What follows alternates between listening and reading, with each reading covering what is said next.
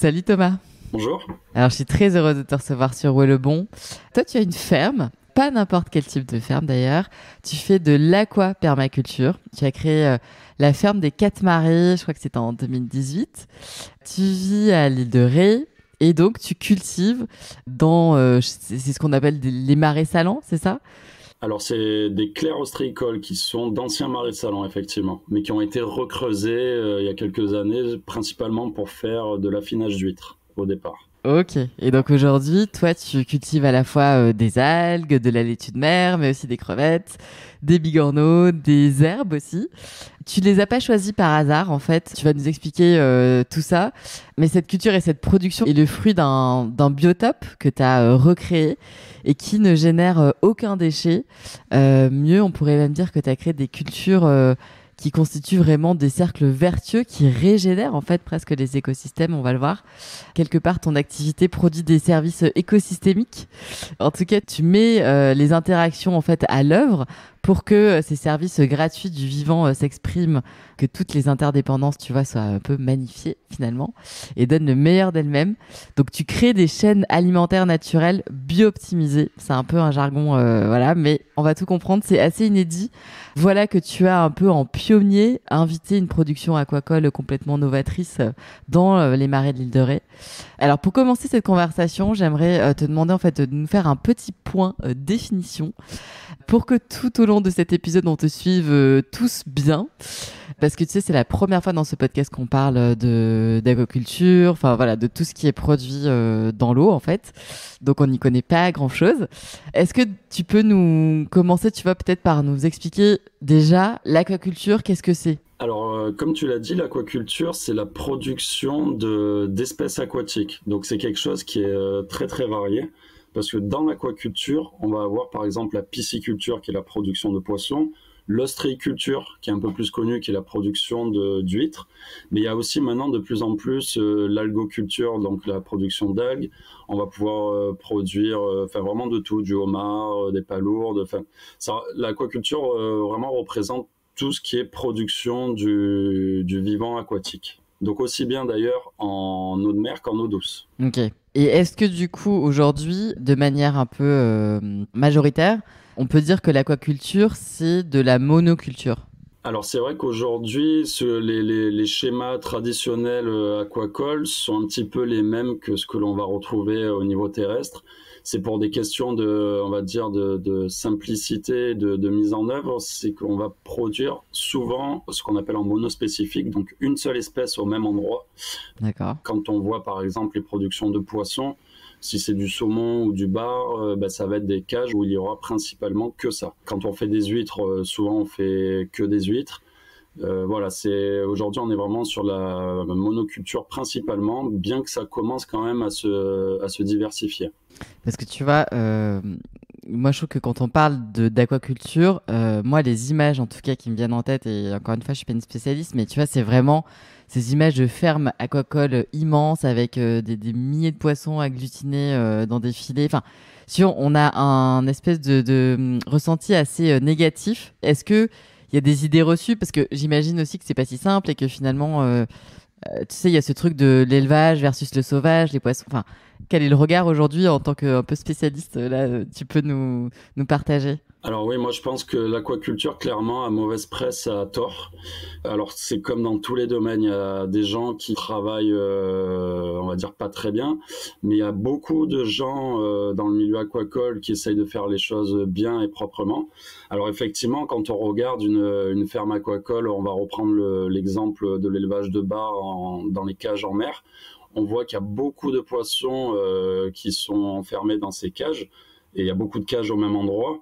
Donc ça a effectivement un impact sur l'environnement, mais souvent ces cages sont quand même placées à des endroits où il y a des renouvellements d'eau importants, donc les excréments vont être disséminés dans la nature, ils vont un petit peu s'agglutiner autour, mais très peu finalement.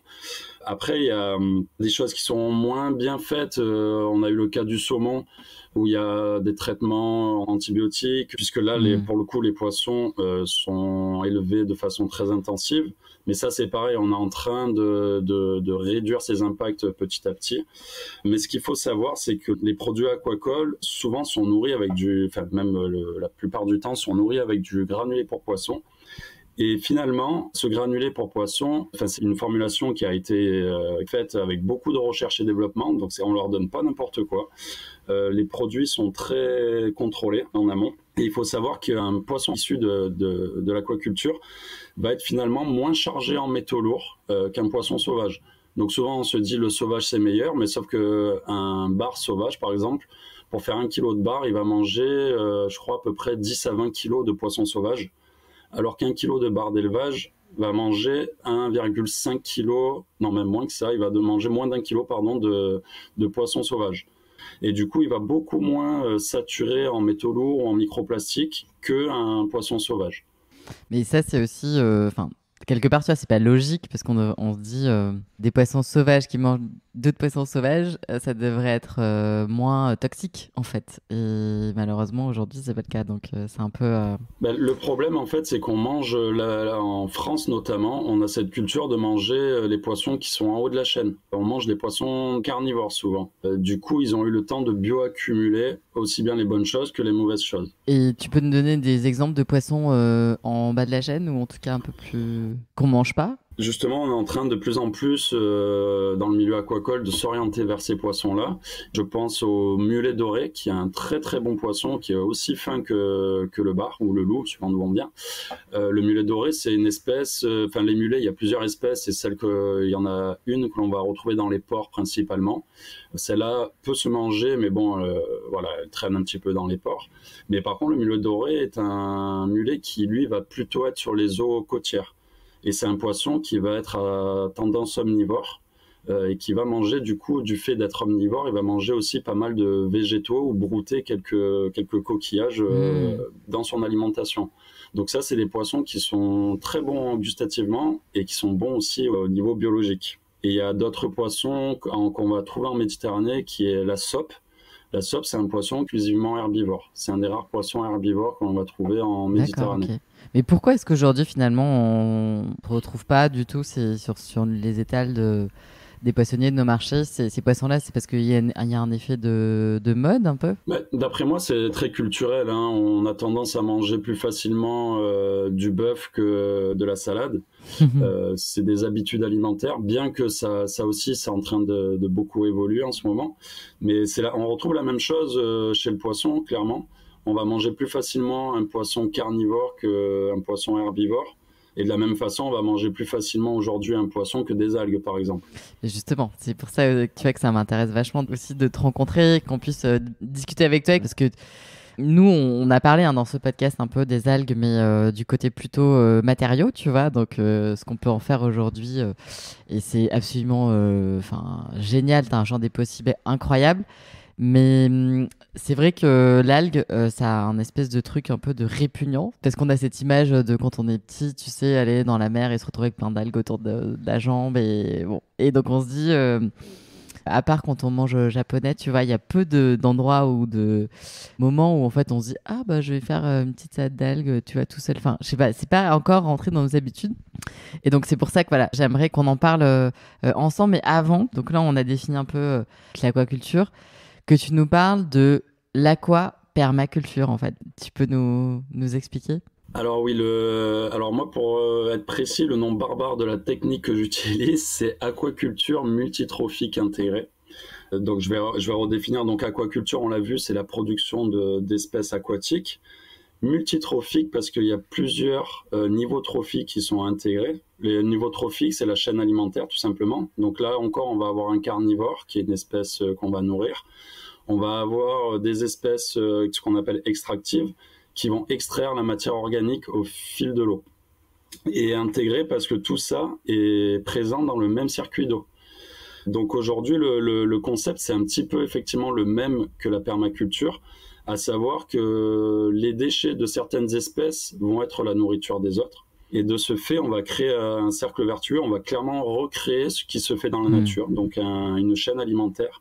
Et dans la nature, enfin on le dit souvent, mais il n'y a pas de déchets. Vraiment, normalement, il y a zéro perte. La nature trouve toujours un moyen de recycler naturellement par le biais de micro-organismes ou de végétaux. Elle trouve un moyen de recycler la matière. L'être humain, nous, on pollue beaucoup, on a du mal à recycler. Ben, la nature, elle, ça fait des milliards d'années que le système est mis en place et est très bien fait. Donc moi, vraiment, l'idée, ça a été ça. C'était de m'appuyer sur des espèces qui existent, qui sont relativement simples, on va dire, à produire, qui sont présentes sur le lieu sur lequel je produis, et de les assembler. Quand je dis assembler, c'est-à-dire de les mettre dans différents bassins, de façon, on va dire, assez logique par rapport au système, pour que justement, là par exemple, je nourris, j'ai des petites crevettes qui sont ces petites crevettes qu'on appelle les crevettes du marais, c'est l'équivalent de la petite crevette rose. Donc ça, c'est une espèce que je vais nourrir et qui va se nourrir aussi. Donc quand je dis nourrir, c'est que j'apporte un petit peu de granulés bio pour les crevettes, spéciales crevettes. Mais elle va aussi beaucoup se nourrir naturellement, à savoir elle va manger des macroalgues dans le marais, elle va manger des petits vers, des petites choses comme ça. Elle va produire des excréments qui vont, eux, se retrouver dans le sol. Dans le sol, il y a ces fameux vers ou des bactéries qui vont me dégrader la matière organique qu'elles ont produite pour la rendre dissoute. C'est quand elle est dissoute, c'est-à-dire que c'est microscopique, ça se retrouve dans l'eau. Et là, à ce moment-là, ça devient la nourriture de microalgues. Donc les microalgues, c'est aussi ce qu'on appelle le phytoplancton, qui est à la base de la chaîne alimentaire. C'est ce qui donne cette couleur verte ou bleue ou enfin autre à l'eau. Et ces microalgues vont devenir dans mon système l'alimentation des palourdes. Donc les palourdes, elles vont me filtrer ces microalgues. Elles vont à nouveau à leur tour produire des macrodéchets qui vont être à nouveau mangés par les vers ou d'autres bactéries. Et ensuite, ça part dans un dernier bassin où là, j'ai cette fois-ci donc les macroalgues. Macro parce que c'est plus gros, mais ça reste de l'algue. Moi, j'ai choisi la laitue de mer parce que c'est une espèce qui a un très fort pouvoir épurateur et qui est valorisable aussi. Et donc la laitue de mer va complètement absorber tous les nutriments qui ont été produits par le système. Ce qui va me permettre moi finalement d'assainir complètement mon eau plutôt que d'avoir des gros filtres avec des UV, des choses comme ça. Ben moi j'ai de la laitue de mer et l'eau va en très grande partie retourner dans mon circuit où il y a les crevettes. Donc une fois qu'elle est épurée, qu'elle a été réoxygénée naturellement par les algues, elle va retourner dans le circuit pour tourner en circuit fermé. Et il y a une petite partie qui repart à la mer, parce qu'il faut quand même que je fasse un peu des renouvellements, principalement pour conserver une bonne salinité. Et quand je fais les analyses d'eau sur cette eau qui est rejetée dans le milieu naturel, elle est complètement épurée de toute matière organique. Non mais c'est fou. C'est-à-dire que du coup, presque elle est plus propre à la sortie enfin plus épurée à la fin de la chaîne. Alors ça m'est arrivé parce que moi je prends l'eau via un chenal qui est alimenté par l'océan, donc à marée haute. Ah d'accord, ouais. Et donc je fais des analyses de temps en temps, enfin même régulièrement, en entrée et en sortie. Et c'est vrai que cette eau de chenal, elle est naturellement riche quand même en matière organique, ce qui est complètement naturel. Le problème souvent en aquaculture, c'est que la quantité de cette matière organique dépasse les seuils de tolérance, on va dire, où là ça devient une sorte de pollution.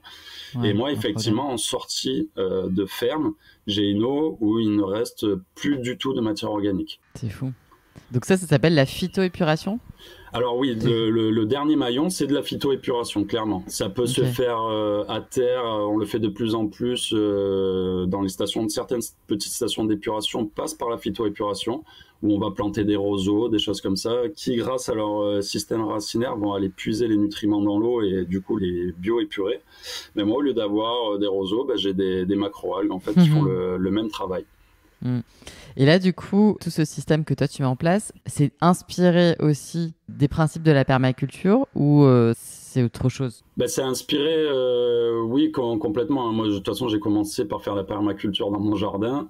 J'ai vu qu'au plus on agradait les sols, c'est-à-dire qu'au lieu de les dégrader en mettant des produits phytosanitaires ou en tuant le sol, en désherbant un maximum, quand on agrade, c'est-à-dire qu'on amène de la matière que ce soit du bois, de la paille, des choses comme ça ou des fertilisants naturels, on voit vraiment l'effet, surtout sur le long terme, où le vivant nous le rend en général. Et sur le potager, moi, ça avait donné des très bons résultats. Donc à la base, c'est ça, hein, c'est que je me suis dit, ça marche sur terre, ça va marcher dans l'eau, il n'y a pas de raison. Et après, le concept, c'est un petit peu le même, c'est-à-dire qu'on fait de la bio-intensification, à savoir qu'en produisant plusieurs espèces dans le même circuit d'eau, on ne produit pas beaucoup d'une seule espèce, comme c'est fait traditionnellement en aquaculture, mais c'est la combinaison de toutes ces espèces produites dans le même volume qui va faire que finalement on arrive à une production qui est assez importante par rapport à la surface exploitée. Pour nous donner quelques chiffres, entre la surface totale et ta surface exploitée, tu as une optimisation qui est plus importante que d'autres fermes. Alors moi c'est un peu particulier, alors j'ai pas vraiment les chiffres de la productivité sur d'autres fermes parce que moi c'est assez atypique. Bah oui. Non mais sur d'autres fermes normales, tu vois. Au niveau des rendements, par exemple, moi j'ai 1 hectare de terrain au total. Sur cet hectare de terrain, il y a à peu près, on va dire, les 3/4 qui sont en eau. Donc sur 1 hectare, l'an passé, par exemple, j'ai produit 110 kg de crevettes, 25 kg de palourdes, 1,5 tonne d'algues, 110 kg de poivre qui poussent naturellement et 500 kg de salicorne. Donc sur une année, ça représente quand même pas mal par rapport au volume d'eau et à la partie terrestre. C'est énorme. Et tu vois, là, quand tu parles de combinaison, comment est-ce qu'on a compris est-ce que c'est quelque chose, tu vois, de très scientifique ou est-ce que ça a été fait aussi de manière empirique, mais que tu avais certaines espèces végétales et animales qui, lorsqu'elles sont en relation, fonctionnent vraiment bien, ont une qualité de relation telle que du coup, ça devient presque un truc à somme positive, tu vois. Alors, il y a de la science, hein, forcément, il y a de la science partout. Empirique, ça l'est aussi, mais c'est surtout, pour moi, c'est beaucoup d'observation. C'est la même chose que sur le terrestre. Moi, je passe beaucoup de temps accroupi à regarder ce qui se passe dans l'eau, sans rien faire. Alors, c'est pas que je suis si poète que ça, mais finalement, on arrive à voir quelles espèces font quel travail, enfin travail entre guillemets, mais finalement si les espèces travaillent pour moi, un petit peu comme dans l'apiculture si vous voulez, où ça va être les abeilles qui vont travailler pour l'apiculteur. Moi c'est un petit peu dans ce concept-là, par exemple les crevettes quand j'étais envahi d'une certaine algue qui n'était pas exploitable, et en permettant aux crevettes de se développer de façon plus importante, elles m'ont complètement éradiqué cette algue. Donc elles sont venues me rendre service. Ça a été la même chose lorsque j'ai fait des travaux scientifiques. Oui, parce qu'en fait, ce que j'ai pas dit, c'est que avant, toi, tu étais ingénieur et tu faisais justement de la recherche en aquaculture. Et je crois que c'est à l'occasion d'une étude que tu mènes à l'Institut que tu commences à découvrir aussi, que toute cette aventure de la permaculture, de l'AMTI là, que tu nous décrivais tout à l'heure débute. Et là, du coup, toi, tu n'étais pas du tout en milieu naturel, tu étais en bassin.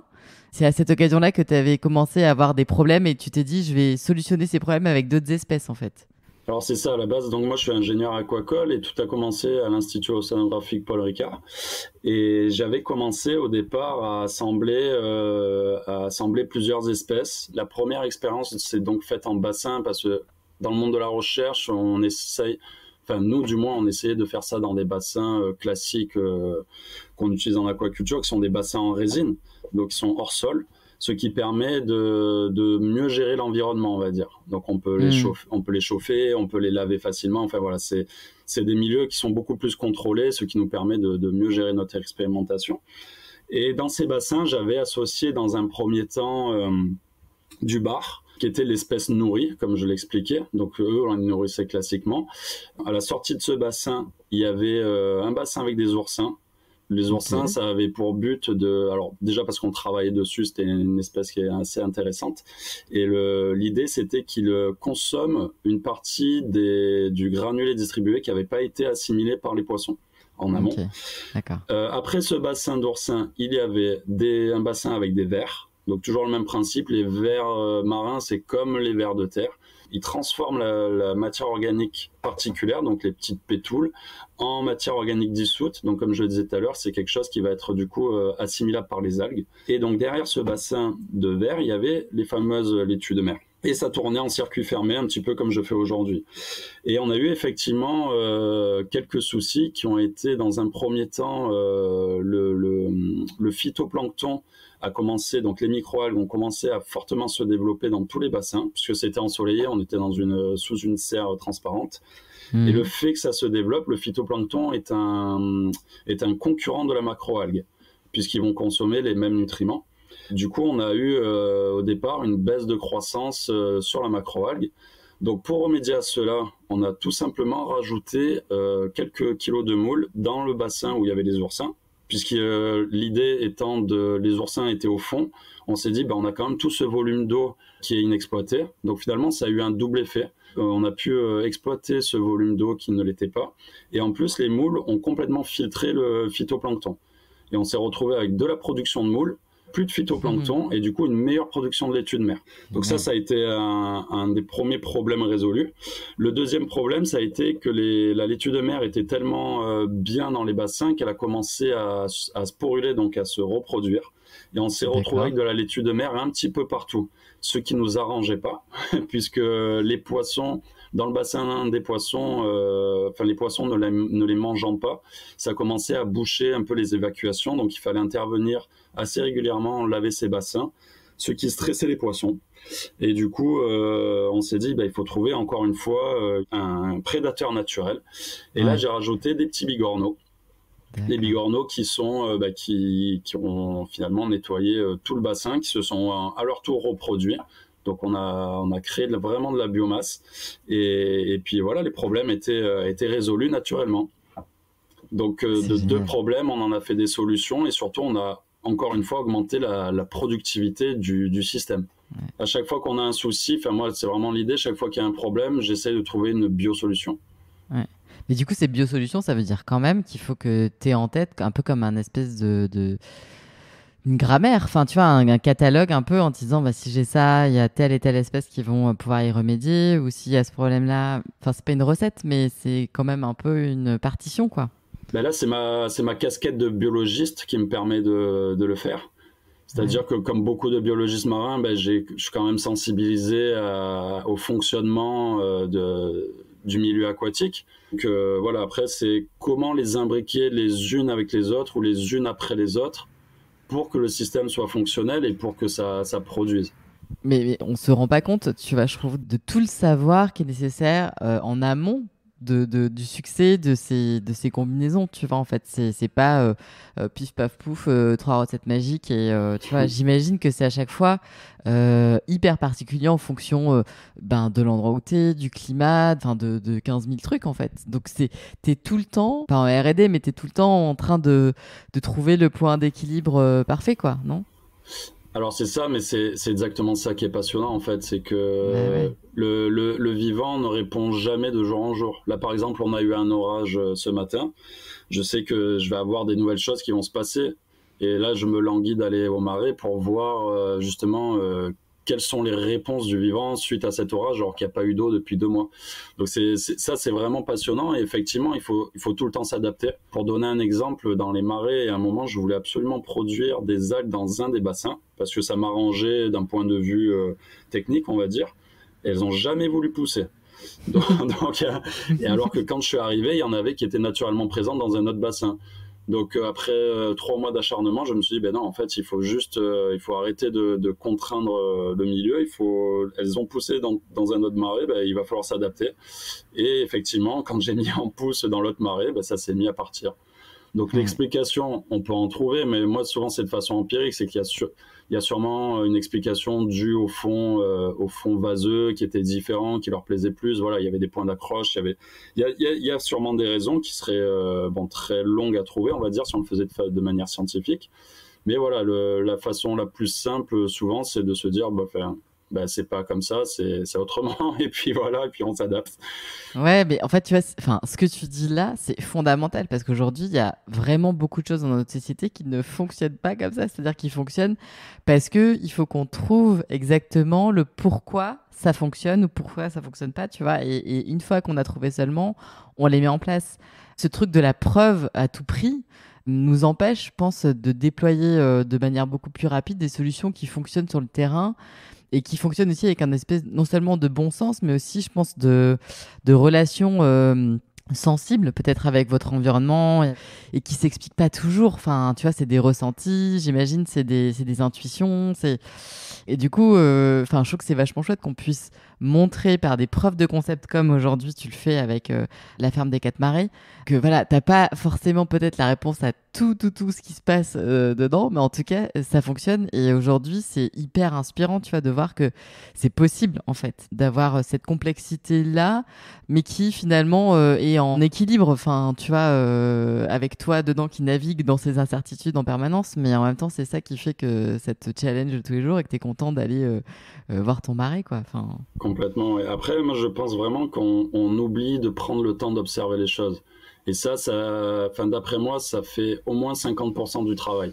Typiquement, dans le vivant, quand on se pose un petit peu, qu'on observe, on voit comment ça se passe, eh ben, on apprend énormément de choses. Et là, Mm. après, nous, on peut s'adapter et se dire, bon, bah, tiens, j'ai vu ça, si je fais ça, ça devrait marcher. Et souvent, c'est le cas. Mm. Et donc toi, du coup, à la fin de toutes ces études que tu fais en tant qu'ingénieur, tu te rends compte que bah, tu arrives à un truc assez dément, qui a une productivité qui est géniale. Et du coup, là, tu prends aussi un peu une décision parce que tu aurais pu faire de la recherche finalement, tu aurais pu continuer ton travail de chercheur. Et voilà. Qu'est-ce qui t'a poussé en fait à plutôt être acteur et agir? Bon, la recherche, je m'éclatais, hein, parce que c'est pareil, c'est tous les jours, on apprend des nouvelles choses, c'est super, c'est vraiment un super travail. Le seul truc qui m'embêtait par rapport, parce qu'on a fait des belles découvertes au moment où on a fait ces expérimentations sur l'aquaculture, là, multitrophique intégrée, et on Mm. avait une productivité qui avait été multipliée par 5 quasiment par rapport à un élevage classique. Et je me suis dit, bah, tiens, là, j'ai mis le doigt sur quelque chose, il faut y aller. Mais le problème, c'est que souvent, entre le moment où un chercheur trouve quelque chose qui va faire avancer les choses et le moment où ça va être utilisé par des professionnels, il se passe souvent une dizaine d'années. Pas Mm. parce que les chercheurs sont longs, mais parce que bah, il faut le temps de publier, enfin déjà de traiter ces résultats, de publier, que ce soit validé, que ce soit ensuite lu. Enfin, voilà, il y a vraiment un temps de réponse qui est assez long. Et je me suis dit, là, les 10 ans, on les a plus en fait, parce que là aujourd'hui, on arrive, enfin, on arrive à un moment où on a plus le temps de faire les choses et il faut produire de la protéine animale, enfin de la protéine, on va dire marine, et de façon écologique. Et c'est Mm. pour ça que je me suis dit, bon, bah tiens, je me lance à mon compte et je vais essayer de recréer ce que j'ai fait et surtout de montrer que c'est possible avec très peu de moyens au départ. Parce que moi, j'ai démarré vraiment à très petite échelle. Mais si c'est possible à petite échelle, bah, l'idée ce sera après finalement l'idée c'est de faire un démonstrateur et qu'après Mm. ça puisse être transféré à des plus grandes entreprises ou même moi on verra peut-être à l'avenir de monter en puissance. Ben, c'est clair. Mais en fait, ce que tu disais juste avant, là, par rapport à la source de protéines, aujourd'hui, on connaît l'impact dramatique de la consommation de viande. On en a parlé dans un précédent épisode avec Antonin Bonnet. Donc aujourd'hui, on est un peu au pied du mur et en se disant, il faut qu'on trouve des alternatives parce que on est nombreux. La seule protéine animale va pas suffire à aujourd'hui enfin, tu vois, nous permettre de vivre bien, en fait. Et aujourd'hui, du coup, cette protéine marine qu'on connaît peu, dans notre culture gastronomique, hein, je parle. Est-ce que du coup, tu peux nous parler aussi des produits justement que tu cultives et des recettes que tu peux proposer, tu vois, et comment c'est reçu aujourd'hui? Alors au niveau des produits, ben, on va commencer par la crevette qui est en haut de la chaîne. Donc la crevette au départ, c'est une petite crevette hein, qui fait 4 à 5 cm, elle ne devient pas plus grande. Et au départ, c'est vrai que je suis allé la proposer aux poissonneries de l'île de Ré parce que l'idée c'est de rester quand même dans du local et surtout de livrer du vivant. Ça Mm. permet quand même d'avoir un produit, quand on a du vivant sur l'étal, on sait que c'est frais. Moi, je les pêche le matin et je les livre dans la foulée, donc ça évite le stockage en frigo ou en congélateur. C'est du stockage vivant, donc il y a moins de pertes énergétiques. Et donc au départ, il y a certains poissonniers m'ont dit ah, c'est petit, oui mais c'est la crevette du marais, machin. Et il y en a quelques-uns qui ont joué le jeu. Et ceux qui ont joué le jeu, les ventes au début étaient assez minces finalement, parce que tout simplement les gens ne connaissaient pas ou avaient oublié. Parce que c'est Mm. des crevettes qui étaient pêchées par les anciens dans les marais. Elles sont vraiment excellentes. Hein. Elles ont un petit goût sucré. Enfin, elles sont vraiment très très bonnes. Et c'est vrai que c'est un peu des produits oubliés ou peu. Enfin, comme il y en a peu à la commercialisation, c'est pas vraiment valorisé aujourd'hui. Et là, maintenant, c'est les poissonniers qui m'appellent pour en avoir. On se bouscule pour en Ouais, avoir. ouais. C'est trop bien. Ça a changé de. Là, ils me disent, mais Yves, quand est-ce que tu m'en amènes? Parce que j'ai de la demande des clients. Donc, une fois qu'ils ont goûté, souvent, on a des a priori, et puis finalement, ça passe. Et après, au niveau des algues, ça a été un petit peu pareil. Alors, les algues, nous, effectivement, on n'a pas la culture en France où. Ils l'ont en Bretagne, mais le reste de la France, on l'a très peu pour l'instant. Très peu. Cette culture de manger des algues, alors que c'est excellent et pour la santé et au niveau gustatif. L'idée de départ, ça avait été de faire de l'algue séchée. Mais c'est vrai que les gens se retrouvent avec leur sachet d'algues et des fois ont du mal à faire des recettes séché, avec. c'est quoi? C'est déshydraté? C'est déshydraté, oui. Ça permet de conserver beaucoup de nutriments et surtout de conserver les algues plus de 2 ans. Et encore une fois, sans frigo, sans grand-chose. Low-tech, quoi. Ouais. Voilà, c'est ça, exactement. Et finalement, je me suis aperçu qu'au niveau commercialisation, c'était un petit peu compliqué. Et du coup, j'ai développé des recettes de tartare d'algues. Donc là, il y a 50% d'algues, ce qui est beaucoup pour un tartare. Parce que l'idée, c'est de vendre des algues et pas du coproduit. Et il y a 3 recettes. Donc une recette algues salicorne, algues tomates séchées et algues miel. Et en fait, en proposant ça, donc c'est dans des petites conserves, dans des petits pots en verre qui sont faits pour l'apéro ou pour un accompagnement. Et là, du coup, les gens, le fait d'acheter quelque chose de déjà préparé, ils vont plus facilement. Et en général, une fois qu'ils ont goûté, ils reviennent. Donc là, c'est pareil, c'est plutôt intéressant. C'est trop bien. Et puis du coup, en plus, le fait d'utiliser, j'imagine, le vinaigre de cidre, citron, etc., fait que t'as pas de conservateur. Enfin, t'as vraiment un truc qui est... C'est 100% naturel, oui. C'est l'acidité du produit et la pasteurisation qui permettent de conserver l'aliment. Donc ça évite on conserve un maximum aussi de nutriments, ce qui était important à mes yeux. C'est fou parce que l'algue, en fait, elle se retrouve à plein d'endroits, alors que tu vois, c'est des endroits parfois un peu improbables. Parce qu'elle a des propriétés démentes et du coup je trouve que ça vachement bien. Puis en plus, quand tu dis toi que c'est quelque chose qui est assez sa capacité de production est aussi bonne, c'est pas un truc on n'est pas là à ramer pour qu'elle pousse, tu vois. C'est quand même vachement chouette, quoi. En fait, là, c'est en général quand on veut s'en débarrasser, elle pousse, et quand on veut la produire, elle disparaît. Mais une fois qu'on a trouvé le bon équilibre, justement, moi, j'ai mis quelques années quand même, mais effectivement, ça pousse bien. Et il y a autre chose aussi, c'est que l'algue va capter beaucoup de carbone. Ça va être aussi quelque chose qui, finalement, une production qui est bonne pour l'environnement, qui a un impact positif. Donc, en dehors de tous ces bienfaits, on va dire, pour l'être humain, elle a un bienfait aussi pour la planète. Non, mais c'est vachement bien. Et tu sais, j'aime bien et ça me touche, tu vois, d'avoir des invités comme toi qui, en fait, alignent aussi leur conviction personnelle avec ce qu'ils font et la manière dont ils gagnent leur vie, etc. Et il y a quelques temps, là, j'ai découvert un mot que j'aime bien qui s'appelle la congruence. Et en fait, c'est ça, c'est quand on est aligné et qu'on est cohérent entre nos pensées, nos ressentis, nos paroles et nos actions.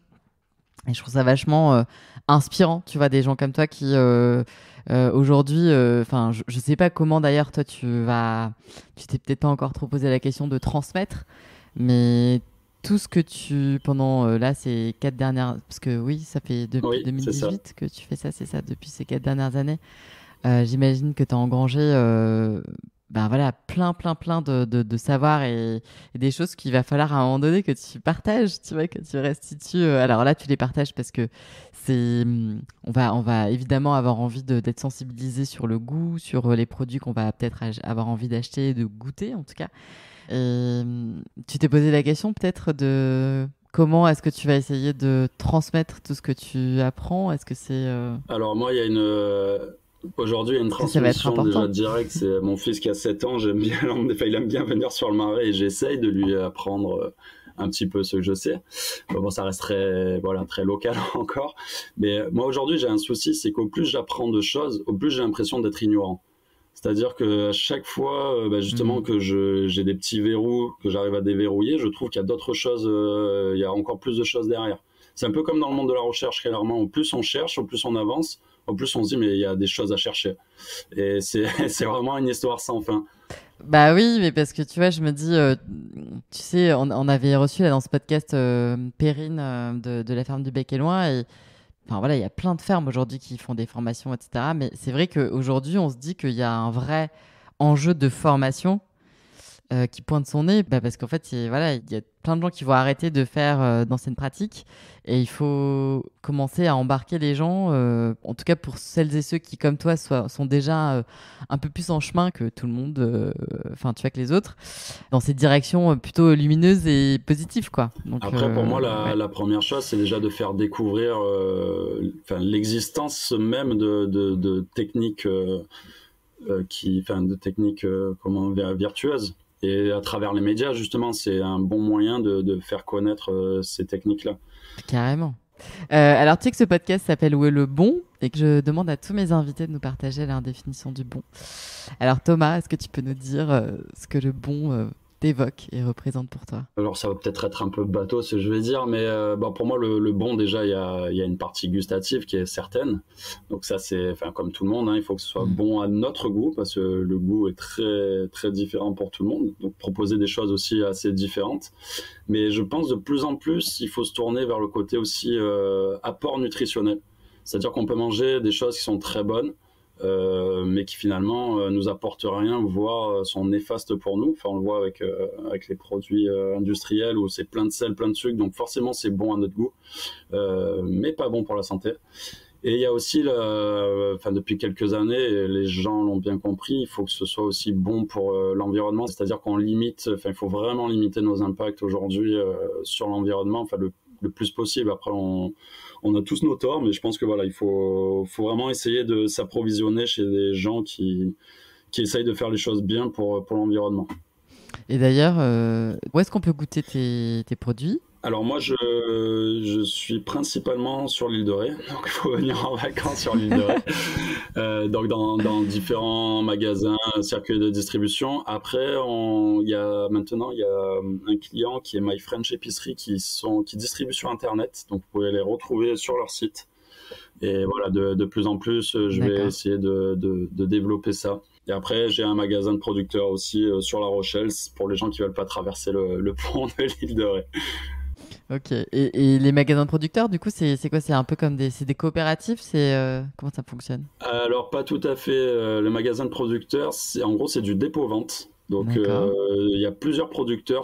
Là, les deux magasins dans lesquels je suis, leur choix politique, ça a été de proposer à la vente des produits de producteurs qui sont présents à moins de 100 km.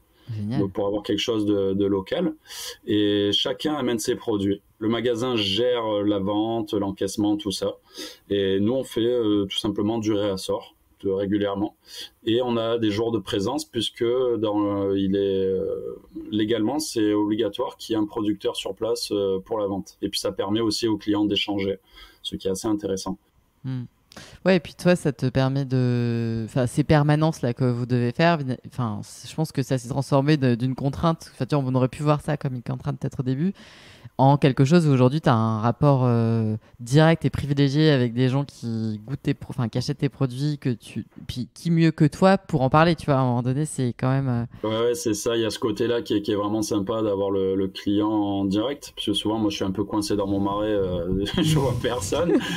Et après, donc, il y a ce côté clientèle qui est sympa, il y a aussi le partage avec les autres producteurs, puisque le but, c'est quand même de pouvoir discuter, on se retrouve des fois au café, voilà, et on peut s'entraider sur certains points.